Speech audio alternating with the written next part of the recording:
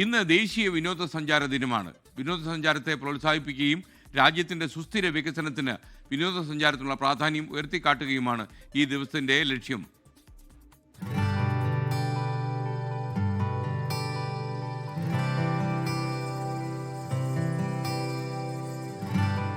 പാരിസ്ഥിതിക വൈവിധ്യം കൊണ്ടും സാംസ്കാരിക സമ്പന്നത കൊണ്ടും പ്രകൃതിരമണീയമായ ഇടങ്ങൾ കൊണ്ടും അനുഗ്രഹീതമാണ് ഇന്ത്യ.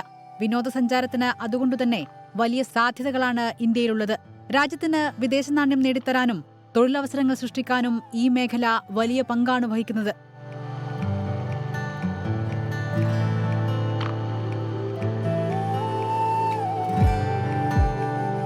രണ്ടായിരത്തി 2 കോടി 5 ലക്ഷം അന്താരാഷ്ട്ര വിനോദസഞ്ചാരികളാണ് ഇന്ത്യയിലെത്തിയത്. മുൻവർഷത്തേക്കാൾ 8.9% വളർച്ചയാണ് രേഖപ്പെടുത്തിയത്. 294 കോടി ആഭ്യന്തര ടൂറിസ്റ്റ് സന്ദർശനങ്ങളും 2024 രേഖപ്പെടുത്തി.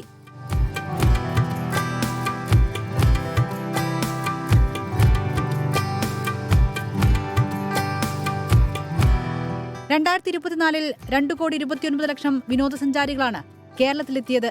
ഇതിൽ 2 കോടി 22 ലക്ഷം ആഭ്യന്തര ടൂറിസ്റ്റുകളും 7,38,000 അന്താരാഷ്ട്ര വിനോദസഞ്ചാരികളും ഉൾപ്പെടുന്നു. 40,053 കോടി രൂപയാണ് വിനോദസഞ്ചാരത്തിൽ നിന്ന് 2024 കേരളത്തിന് ലഭിച്ച വരുമാനം. Research desk 24. ലോകത്തെവിടെയായാലും ഏത് സമയത്തും 24 വാർത്തകളും ഓഗ്മെന്റഡ് റിയാലിറ്റി പാക്കേജുകളും എക്സ്പ്ലെയിനറുകളും വിശദമായി കാണാൻ ഞങ്ങളുടെ യൂട്യൂബ് ചാനൽ നിങ്ങൾക്ക് സബ്സ്ക്രൈബ് ചെയ്യാം.